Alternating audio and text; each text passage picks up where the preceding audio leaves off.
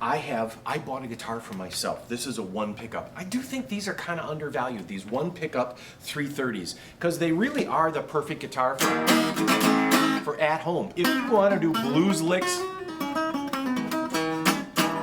if you want to play more of your electric style, it's really nice to have this. They're still undervalued. And then the pickup placement too for these is where a pickup would normally sit at the harmonic, this pickup is off the harmonic. What does that mean? So what?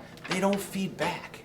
They feed back less, and I don't really use more than one pickup anyway because I'm an idiot, but I like it. Now, here's something that I do.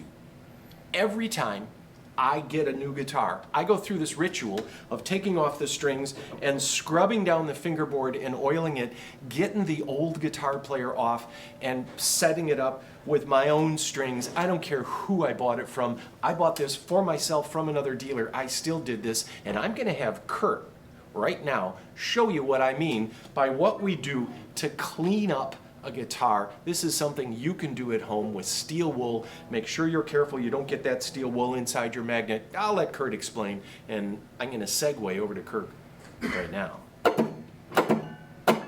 Hey guys, today we're going to talk about some general maintenance and cleaning and conditioning a fretboard. We do this with ebony boards, rosewood boards, not the maple ones that got finish on them. So we're going to take some steel wool and work our way back and forth. Get some of that finger gunk off the fretboard.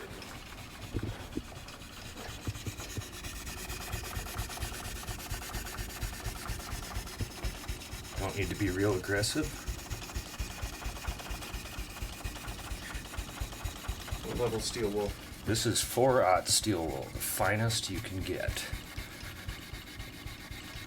Also polish up your frets real nice, and if you notice, I have tape covering the pickups. That's to keep the fibers from the steel wool, which are metal, from getting onto there and affecting the magnets. So then, once we got this part of it done, I like to take air in a can, get it away from everything, and then I go back with a paper towel to get up the dust that I just created. And now I'm going to apply some lemon oil. We stock this. I just douse a towel with it, wipe it on. Careful not to get it on the finish.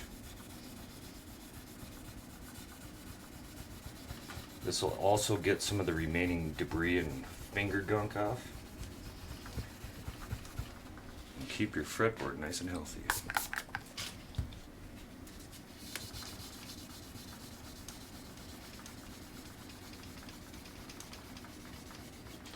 Now I'm going to let that soak in. Let me see the gunk. It's all over that. Ew. Let me see the oil bottle. So then we're going to let that soak for a little bit, and then we're going to wipe off all the excess with fresh paper towels, string it back up, back in business. How long does that sit with the oil on it? 3 to 5 minutes. It's usually plenty. Yeah, there we go. Hi everybody. I bought a guitar the other day. Me, Willie. I'm Willie from Willie's American Guitars. You know, a lot of you guys might be familiar with Epiphone. Epiphone guitars, Epiphone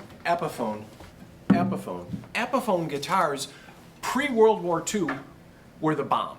They had all the music stars, they had all the jazz guys. Frank Sinatra's guitar player played an Epiphone, where Epiphone led, everyone else followed. In the 30s, Epiphone went bigger for their archtop guitars. Gibson, Stromberg, everyone else followed. Epiphone had a great reputation.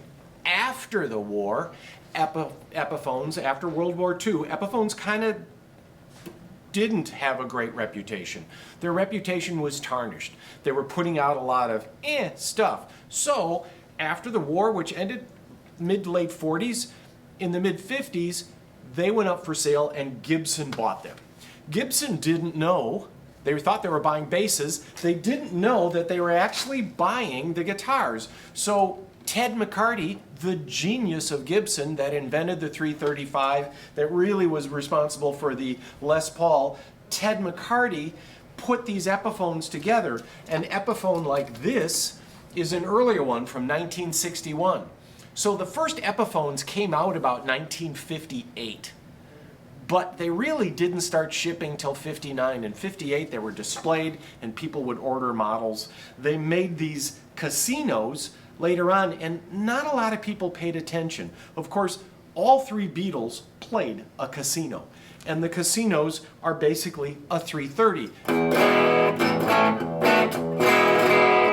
And with the P90s, they made a 330, but Epiphone was kind of famous for, even though this became kind of famous later because all the Beatles played them, they toured with Epiphone casinos.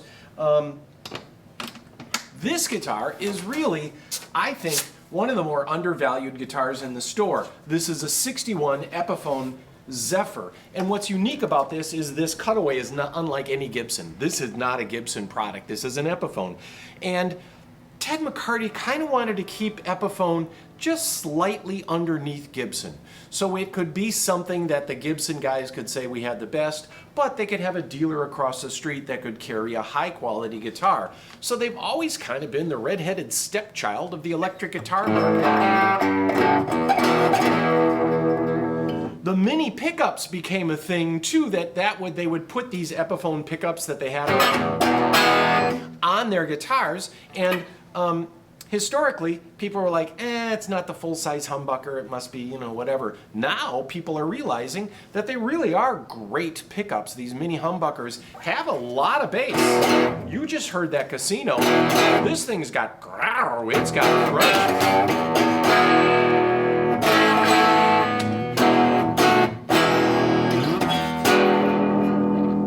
A bigger body, it's got great bass. These are hum-canceling pickups, hum-canceling pickups, and this is an outstanding guitar. And really, if this said Gibson on it, we would be getting more out of it, but it's a very unique guitar. Then, of course, they decided that when they came out with the Les Paul series, that these pickups are pretty good. And so this is a first-year Les Paul Deluxe that had those Epiphone pickups, and of course, that's what we called them back then. But I had said to you that I bought a guitar, and I did. I bought this for me. This is an Epiphone Casino with one pickup. Now, I've talked about this before, but your pickups generally are placed underneath the harmonic. This pickup is off the harmonic. This pickup, forgive me,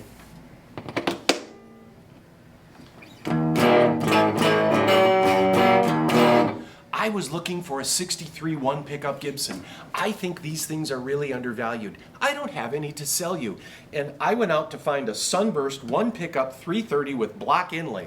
There's 63 is like the only year you can find block inlay and a black covered pickup. I ran across this Epiphone. Now, even though it doesn't have a thick neck this way like I prefer, it's got the earlier wide neck, I kind of fell in love with this and I kept it. I'm not selling it. I bought it.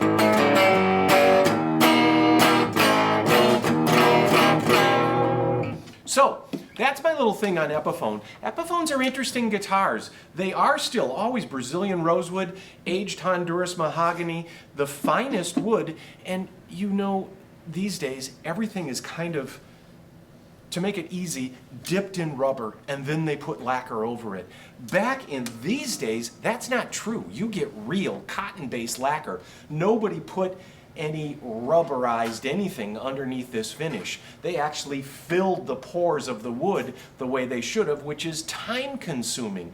These guitars took a lot longer to make. They were more handmade. They'll always rise in value, and because of the Beatles, the Epiphone Casino is legendary.